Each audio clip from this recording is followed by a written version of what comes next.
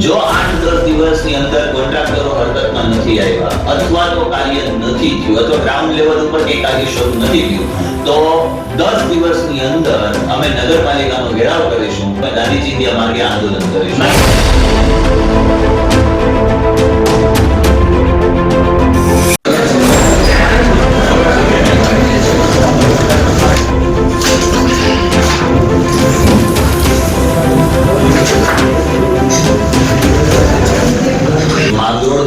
ગટરનું કામ તાત્કાલિક ધોરણે શરૂ કરવામાં આવે અથવા જો એ ન થઈ શકે એમ હોય તો માંગરોળના જે બિસ્માર હાલતમાં રસ્તા પડેલા છે એ રસ્તાને તાત્કાલિક ધોરણે બનાવી દેવામાં આવે.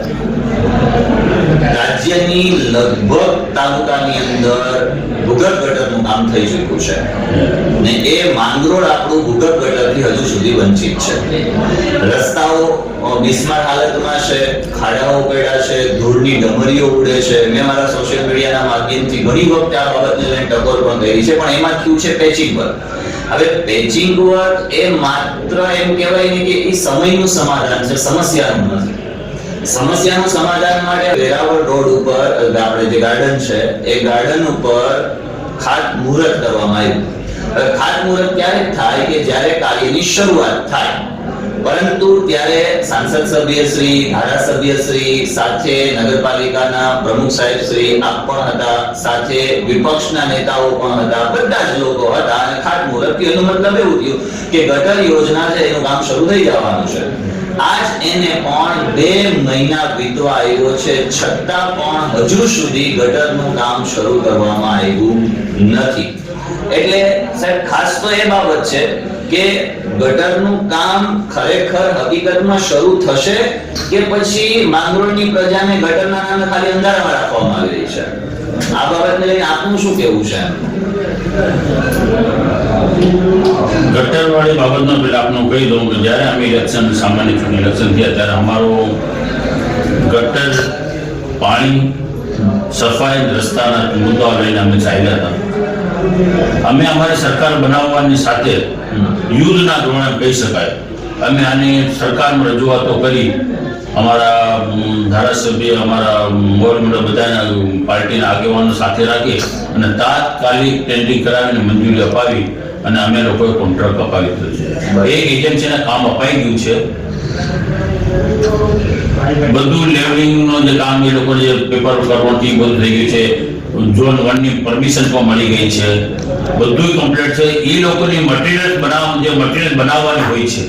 એ મટીરિયલ્સ અત્યારે ઓલરેડી લોકો બનાવી ચૂકી છે. એ મટીરિયલ એ લોકો લેબોરેટરી મોકલી અને ટેસ્ટિંગ સરકારમાં કરાવવું પડે છે. અને એ ટેસ્ટિંગ થઈ ગયા, ટેસ્ટિંગ રિપોર્ટ આવી ગયા પછી કે મટીરિયલ જે પાઇપની જે થિકનેસ છે, પાઇપની જે મજબૂતાઈ જે છે એ બધું બરોબર છે, એને રિપોર્ટ આવી ગયા પછી લોકો કામ ચાલુ કરી શકે છે. છેલ્લા 4-5 દિવસ પહેલા કોન્ટ્રાક્ટર, જે મેન કોન્ટ્રાક્ટરને એક પેટા કોન્ટ્રાક્ટર કરીને છે, એને તાત્કાલિક અહીંયા બોલાવ્યા હતા અને કીધું કે તમે આ ડેટ શા માટે કર્યો, શા માટે, શું કારણ છે? તો કારણ કોઈ નથી. અમે જે ટેસ્ટિંગ રિપોર્ટ જે માંગ્યો છે એ રિપોર્ટ આવી જાય એટલે અમે આ વીકની અંદર કામ શરૂ કરી, અઠવાડિયા 10 દિવસનું કામ શરૂ, એવી બાંયધરી લોકો અમને ચોખ્ખે આપી છે અને કામ અઠવાડિયાથી 10 દિવસની અંદર કામ સ્ટાર્ટ થઈ ગયું છે. અમારા તરફથી જે સરકાર તરફથી જે અમારે કાર્યવાહી કરવાની હતી એ પૂર્ણ થઈ ગઈ છે. એમાં ક્યાંય રૂકાવટ નથી. કોન્ટ્રાક્ટર શ્રીને જે ક્યાંક મંજૂરી અથવા જે મટીરિયલ પહોંચાડવામાં મશીનરીની અંદર, કેમ કે આ કામ કોઈ 1-2 દિવસનું કે નાનું કામ નથી. આખું ગામ ખોદવાનું કામ છે. એ સમસ્યા બહુ મોટી છે. એટલે પહેલું તો ગટર યોજનાનું કામ અઠવાડિયે 10 દિવસમાં ચાલુ થઈ જશે. અમારા તરફથી કે બાકી નથી. મંજૂરી મળી ગઈ છે, બજેટ થઈ ગયા છે, પરમિશન થઈ ગઈ છે, ઝોન 1 ની પરમિશન પણ મળી ગઈ છે, મટીરિયલ ત્યાં આખું બધું કમ્પ્લીટ બનાવી દીધું છે.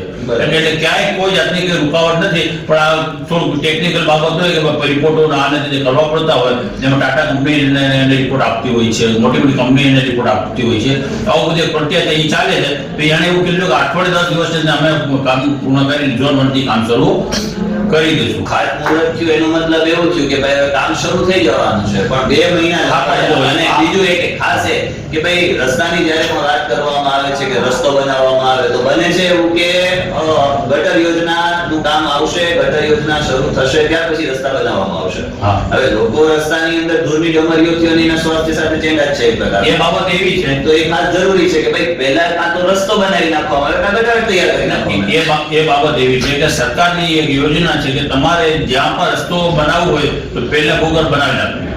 જ્યાં સુધી ભૂગર્ભ ન બને ત્યાં સુધી એક પણ રસ્તો તમને બનાવવાની સરકાર મંજૂરી આપતી નથી. સરકાર એના પૈસા આપતી. જેવું આ કામ થશે ગટર યોજના પૂરું થશે એ સાથે સાથે અમે રસ્તા પર અમે પૂર્ણ બનાવી નાખશું અને બહુ સારી ક્વોલિટી રસ્તા બનશે એ હું સારી ગેરંટી સાથે વાત કરું છું. અને ખાસ કહું છું કે અમારે જે 3 પ્રશ્ન હતા ને એ ગટર યોજના, કે પૂરતું પાણી મળી જાય અને આરો પ્લાન્ટથી પાણી મળશે, ફિલ્ટર પાણી મળશે. અમારા ગામમાં જે આરોગ્યની જે સમસ્યા અત્યારે છે એ બહુ ભયંકર છે, પરિસ્થિતિ બહુ ખરાબ છે, લોકોને આરોગ્યને બહુ નુકસાન પહોંચાડે છે. એટલે એના માટે આરો પ્લાન્ટ બહુ જરૂરી છે. એ મંજૂરી થઈ ગઈ છે, પૈસા ફળાઈ ગયા છે, કોન્ટ્રાક્ટ અપાઈ ગયો છે ને એનું કામ ચાલે. ઓલરેડી કામ તો ભૂગર્ભનો ને પાણીનો ચાલુ થઈ જ ગયું છે. એમાં એ અઠવાડિયામાં ચાલુ થઈ ગયું. ઘણા શહેરોની અંદર જો સામાન્ય રીતે કોન્ટ્રાક્ટરોની ને એ લોકોની ક્યાંક મિલી ભગતથી કામો થયા છે ક્યાંય પણ એવી જગ્યાએ તો બન્યું એવું છે કે ગટરો ઉભરાઈને બહાર નીકળી છે. લોકોને પ્રજાને તો એક જ વસ્તુ દેખાય છે કે કામ થઈ રહ્યું છે, પણ કેવા પ્રકારનું થઈ રહ્યું છે, ક્વોલિટી વાળું થઈ રહ્યું છે, નથી ક્વોલિટી વાળું થઈ રહ્યું છે, એ લોકો નથી જોવાના. બરાબર. એટલે ખાસ એ બાબતે મારી ટકોર પણ છે અને આપને જણાવવાનું પણ કે જ્યાં કાર્ય થઈ રહ્યું છે એકદમ સચોટ થવું છે કે માંગરોળના લોકોને ફરી પાછી ક્યાંય એવા પ્રકારની એ માટે જે આજે જે આપણે કીધું કે મોડું થાય છે, ડીલે થાય છે, કારણ એ છે કે અમે એની ઉપર પૂરી નજર છે, પૂરું ચોકસાઈ છે, અમે કામ કરાવવા ઈચ્છીએ છીએ કે અંદર જે મટીરિયલ વપરાશે એ પણ ક્વોલિટી વપરાશે. ક્યાંય બાંધછોડમાં એમાં જરાય બાંધછોડ કરવા માટે તૈયારી કોન્ટ્રાક્ટરને સૂચના આપી ક્યાંય બાંધછોડ કરવાનું કે કોઈ કરપ્શનમાં કે ક્યાં અમે પડશું ને એમાં એકદમ સ્ટ્રિક્ટલી એમાં સૂચના અપાઈ ગઈ છે. એટલે અત્યારે જ્યાં મોડું થાય છે ટોટલ ટેસ્ટ રિપોર્ટ આવશે, મટીરિયલ ટેસ્ટ થઈ જશે પછી જ અમે ઉપયોગ કરવાનો. જ્યાં ટેસ્ટ રિપોર્ટ મટીરિયલ વાપરવાનું ઘણી જગ્યાએ એવું થાય છે કે મટીરિયલ વાપરી કામ થઈ ગયા પછી મોડું ટેસ્ટ રિપોર્ટ આવે છે, ટેસ્ટિંગ રિપોર્ટ આવે છે, હરાવી લે છે. એવું નહીં, પહેલા અમે ટેસ્ટ રિપોર્ટ જોયું છે આ મટીરિયલ જે તમે બનાવ્યું છે એ બરાબર છે, તાકાતવાળો છે, મજબૂત છે, પછી અમે ઉપયોગ કરવો છે. એવું ના બને કે ભવિષ્યની ભૂતકાળની અંદર જે ગટરો ઉભરાય છે એમ ફરી પાછી માંગરોળની ના આમાં એ બધા અમે બધી જગ્યાએ વિઝિટ કરી જ્યાં જે સમસ્યાઓ છે અમે ધ્યાને લીધી છે ને અહીંયા એ સમસ્યા ન થાય એના માટે અમારે અને ક્યાંય પણ જો મને એવું ધ્યાને આવશે કે અહીંયાથી ગેરરીતિ થઈ છે કે અથવા કંઈ પણ તો હું તાત્કાલિક ચોક્કસ અમારે ધ્યાન કરજો. તાત્કાલિક ધોરણે અહીંયા કામ જ બંધ કરાવી ચોક્કસ કોઈ પણ ચોક્કસ અમારું ધ્યાન તાત્કાલિક દોરજો કે અહીંયા આવી રીતે ખોટું થાય છે કે બેદરકારી થાય છે કે નુકસાન થાય છે. અમારે ક્યાંક અમારું ધ્યાન પણ ન હોય, ક્યાંક થતું રેગ્યુલર અમે જ્યાં ઉગતા ન હોય એટલે ક્યાંક એવું તમને દેખાતું અમને તાત્કાલિક અમારા નંબર છે તમારે આપવા લઈ લીધો નંબર મારા અને જે કંઈ પણ તાત્કાલિક અમને જાણ કરજો. તમારે જે કંઈ રજૂઆત તાત્કાલિક અમારા વાળી કરશું. તમે કહો છો કે 8-10 દિવસની અંદર ગ્રાઉન્ડ લેવલ પર કામ ચાલુ થઈ જશે, કશો વાંધો નહીં. જો 8-10 દિવસની અંદર કોન્ટ્રાક્ટરો હરકતમાં નથી આવ્યા અથવા તો કાર્ય નથી થયું અથવા ગ્રાઉન્ડ લેવલ ઉપર કંઈ કાર્ય શરૂ નથી થયું તો 10 દિવસની અંદર અમે નગરપાલિકાનો ઘેરાવ કરીશું, ગાંધી ચિંધ્યા માર્ગે આંદોલન કરીશું. ના, એવો સમય નહીં આવે, એવું તમને ગેરંટી આપું, એવું સમય નહીં આવે. તમે અમને સાથ સહકાર આપો, અમે આંદોલનમાં ફૂલ વધી રહ્યા છે, તમે અમારા બદલે અમને ધ્યાન કેમ વહેલું કરાવવાનું કારણ એ છે કે સામે ફરી પાછું ચોમાસું આવશે. હવે ઓલરેડી દૂરથી તો પરેશાન છે, હવે રસ્તો આખો ખોદાશે, આખું માંગરોળ ખોદાશે તો કીચડથી પરેશાન. થોડુંક એમાં તો કંઈક સારું કરવા માટે કંઈક તકલીફ પાડવી પડે છે. એ તો તમે સારું એમાં એક ખોદા પછી શક્ય હોય ને જે ચોમાસું આપણે એની બધું વિતાવી લેશું ને તો જે માટી ખોદેલી માટી જામી જશે એટલે પાછા રોડ તૂટવાની સમસ્યા નહીં થાય. પણ જો અમને એમને ખોદીને માથે રોડ કરી નાખશું તો એ નીચે જે માટી જે કમજોર માટી હશે, જે મોરમ જે નીચે કમજોર હોય છે એના કારણે લોડના કારણે રસ્તા તૂટવાનો દરેક જગ્યાએ સમસ્યા થઈ છે. એટલે અમે એમાં પણ એવું ઈચ્છીએ છીએ કે કદાચ જો અમે ચોમાસું લઈ લઈને લોકો જો સમજી જતા હોય જો અમને મદદ કરે, થોડી તકલીફ પડે એટલે માંગરોળ માટે ભવિષ્ય માટે બહુ સારું રસ્તા બની જશે. કેમ કે ભૂતકાળની અંદર છે ને ઘણા બધા ભ્રષ્ટાચારીઓ દ્વારા ઘણા બધા પ્રકારના રૂપિયાઓ ખવાયા છે અને ખવાતા રહીએ છે. એટલે પબ્લિકને તો માત્ર એવું થાય છે કામ થઈ રહ્યું છે પણ ક્વોલિટી વાળું થઈ રહ્યું છે કે નોન ક્વોલિટી વાળું એ પબ્લિકને ખબર જ નથી. લોકોને માત્ર અંધારામાં રાખી મોટી મોટી વાતો કરી જશ આપી દે છે ને લોકોને પણ શું છે કે ભાઈ હવે જવા દો ને, જે થઈ નતું થઈ ને થાય છે તો ખરા, પણ જરૂરી એવું હોય છે કે પબ્લિકના ટેક્સના પૈસા છે, સરકાર ચાલે છે, તો એ પ્રમાણેનું એ લોકોને કામ કે ભવિષ્યની અંદર પણ એની પેઢી દર પેઢી પણ એનો લાભ લઈ શકતો હોવો જોઈએ. ખાસ આજની બાબતમાં મારે આ તમને તાકીદ કરવાની હતી કે કેમ હજુ સુધી કામ નથી. પરંતુ હું મારા સમયની વાત કરું, હું અમારા સમયની વાત કરું કે અમારા સમયની અંદર હું જ્યાં સુધી અહીંયા બેઠો છું ત્યાં અમારા અરજદારોને ચા અમે અમારા ખિસ્સાને પાઈ છે. અમે અરજદાર પાસે ચા પણ આજે નથી પીધી. એવું ₹1 અમને આપણો ભ્રષ્ટાચાર મારા પર પુરવાર કરી દે, ₹1 તેની સામે 1 લાખ રૂપિયા દેવા માટે હું બધાય છું. તો તમારા સિવાય કોઈ અન્ય વ્યક્તિ હોય જો અમારા ધ્યાન નથી, અમારા પર રેકોર્ડ ઉપર એવો કોઈ ભ્રષ્ટાચાર નથી, કોઈ ક્યાંય બારોબાર કર્યું તેની અમને જાણ ના હોય. અમારી સાથે કોઈ હોય એવો અમને કોઈ પુરાવા આવી રજૂ કરે આજ સુધી 1 પૈસાનો પણ ચેલેન્જ સાથેની અમારી વાત છે.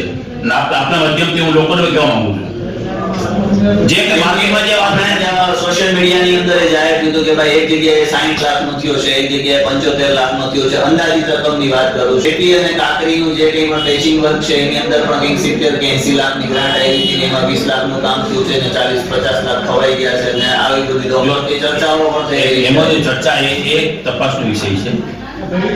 જે કંઈ પણ ગેરરીતિ કોઈ પબ્લિકમાંથી, મતદારોમાંથી, સમાજમાંથી, ગામમાંથી કોઈ દેખાતું હોય તે રાઇટિંગમાં ફરિયાદ કરવાનો હક છે. એની ઉપર અમે અમારી સામે ધ્યાન નાખે એટલે અમે પૂરેપૂરી અધિકારી જોડે તપાસ કરીને આપણે રિપોર્ટ કરશું.